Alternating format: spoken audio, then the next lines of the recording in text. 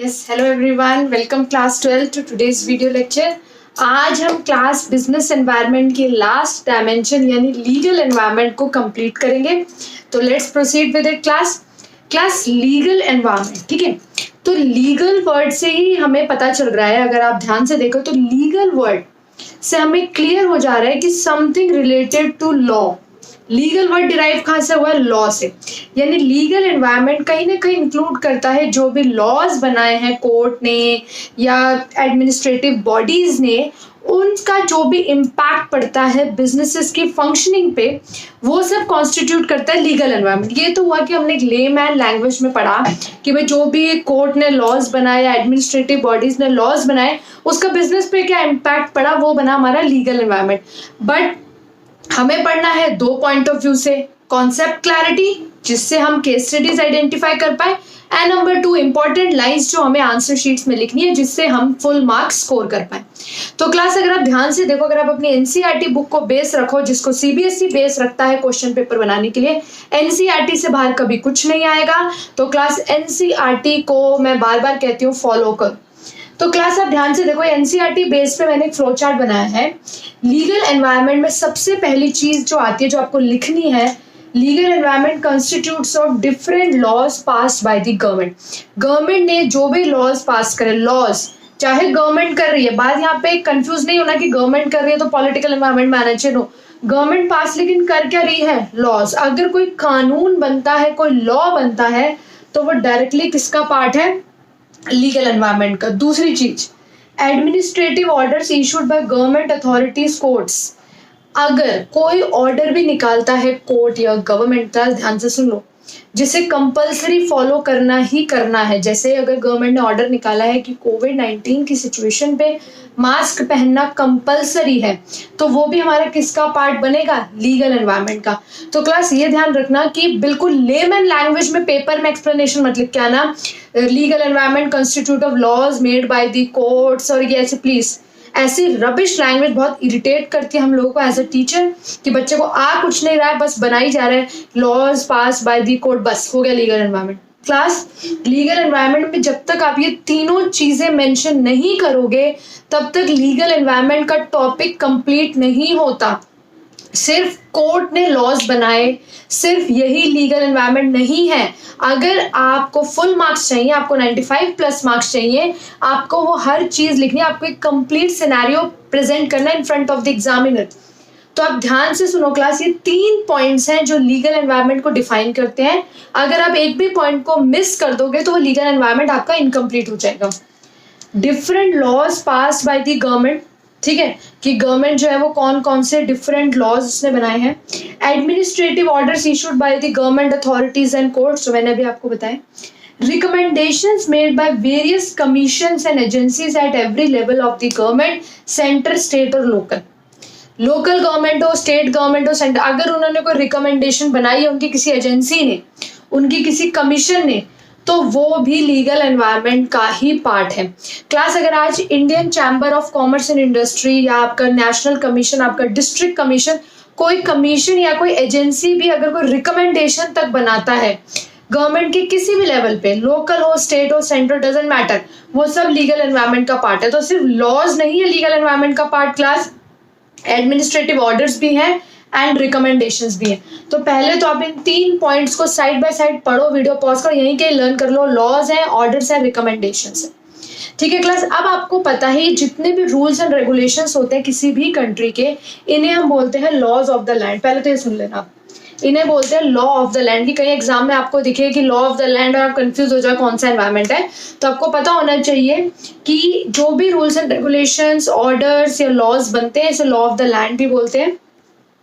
It is very essential की जगह हम कंपल्सरी भी लिख सकते हैं. It is compulsory for every businessman, even for every citizen, to follow the rules of the country, to follow the laws of the country.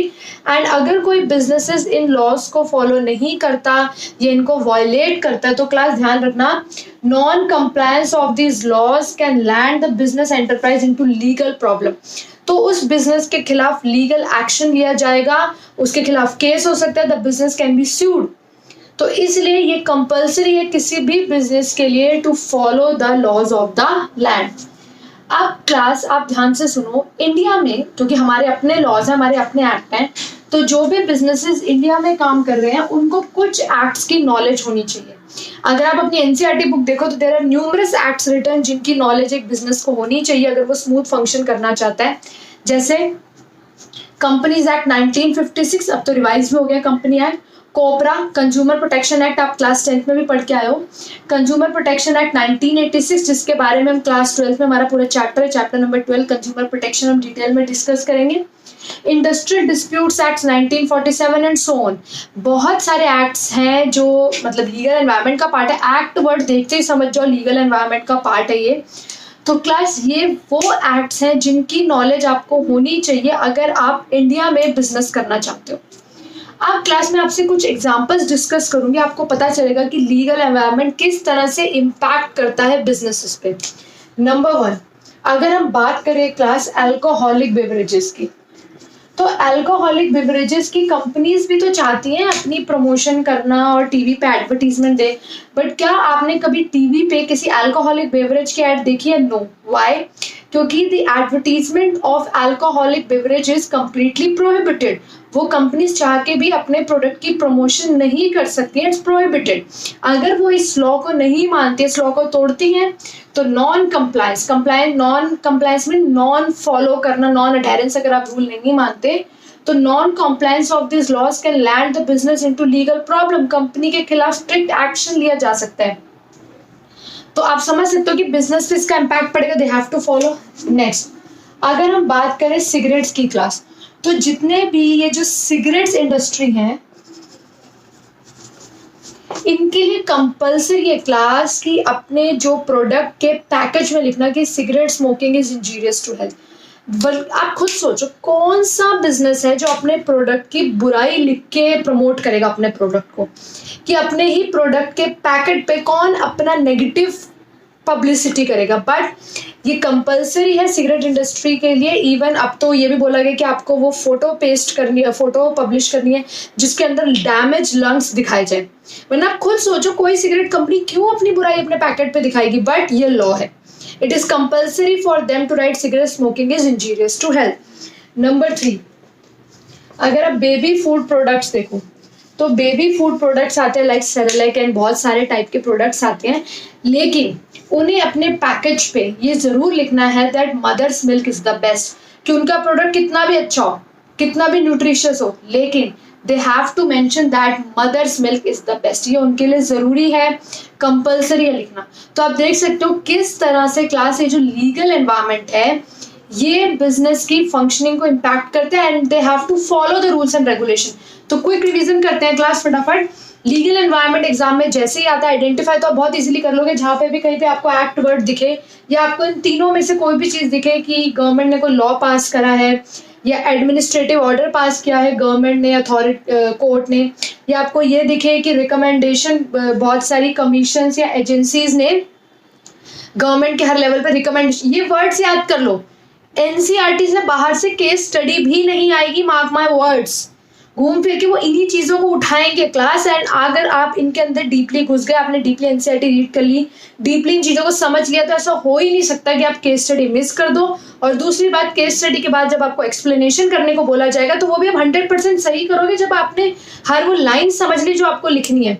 तो legal environment में class सबसे पहले आपको स्टार्ट इन 3 पॉइंट से करना है कि लीगल एनवायरनमेंट में क्या क्या आता है, लॉज, ऑर्डर्स, रिकमेंडेशंस।